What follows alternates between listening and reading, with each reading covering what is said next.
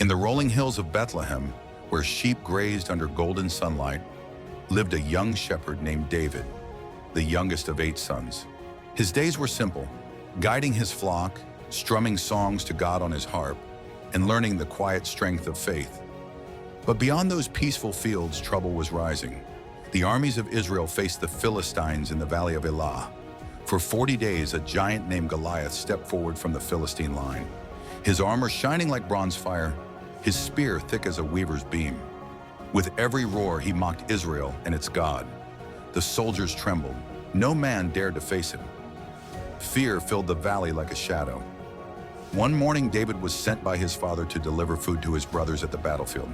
As he arrived, he heard the echo of Goliath's challenge rolling through the hills, a voice so loud it seemed to shake the ground. The sight angered him.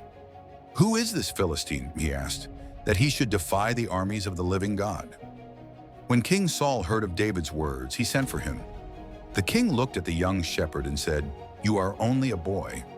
He has been a warrior from his youth, but David replied, "When a lion or a bear came to steal a sheep, I struck it down. The Lord who delivered me then will deliver me now." Saul placed his heavy armor on David, but it hung loose and awkward. David removed it, saying softly, "I cannot go in these."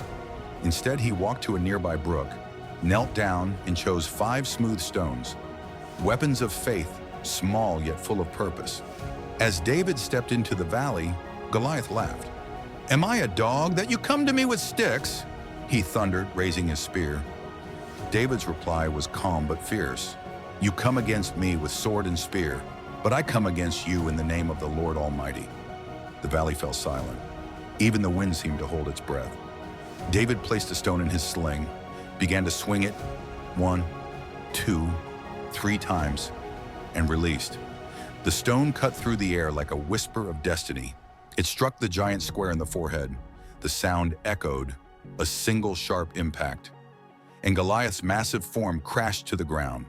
For a heartbeat, there was silence. Then the soldiers of Israel erupted in shouts of triumph.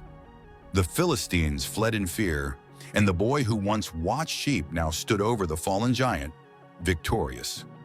That day, the valley of fear became the valley of faith.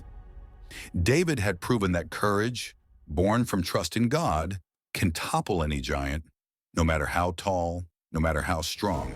So when your own giants rise before you, when doubt, fear, or failure stand in your way, remember David.